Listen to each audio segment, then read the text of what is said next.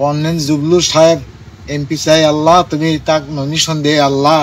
সারিয়াকান্দি ও সোনাতলা এই দুটি থানা নিয়ে গঠিত বগুড়া এক আসন।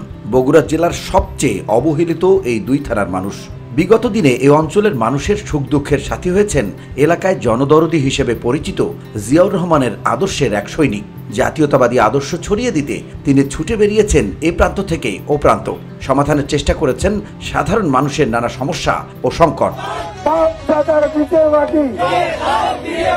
যে মানুষটির কথা বলছি তিনি আর কেউ নন, বগুড়া এক আসনের মাটি ও মানুষের নেতা কর্নেল অবসরপ্রাপ্ত জগলুল আহসান।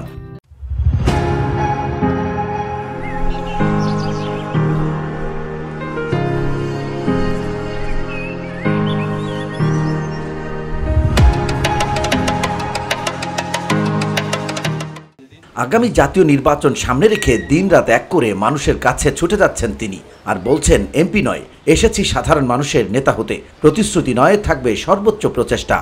এমপি বা মন্ত্রী এই পদের জন্য আমার কোনো লোভ নাই। যদিও এই এলাকায় যারা ক্যান্ডিডেট আছে তাদের মধ্যে যদি একজন মন্ত্রী হওয়ার কোয়ালিটি থেকে থাকে আপনাদের দোয়ায়, তাহলে আমি এই সোলের আছে।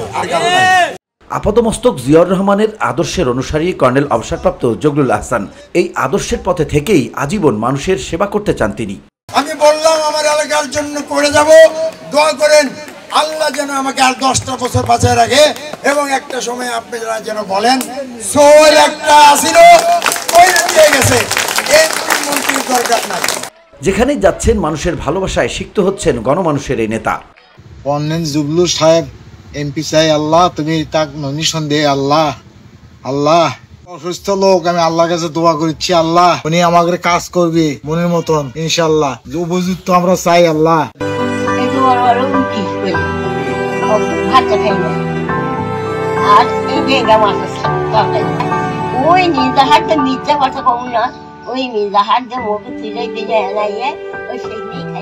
তবে সাধারণ মানুষের ভাগ্যের পরিবর্তনই তার একমাত্র লক্ষ্য, আর সেই লক্ষ্যে এলাকার মানুষের কথা মাথায় রেখেই বাস্তব ভিত্তিক কিছু উদ্যোগও নিতে চান জগলুল আহসান।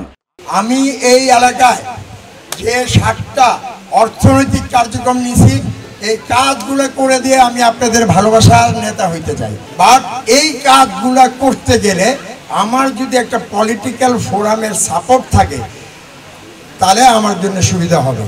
তবে দলের মনোনয়ন পেলে নিজেকে উজাড় করে দিয়ে মানব কল্যাণে নিয়োজিত রাখারও শপথ নিয়েছেন জনদরদি এই নেতা। VOD Bangla news desk.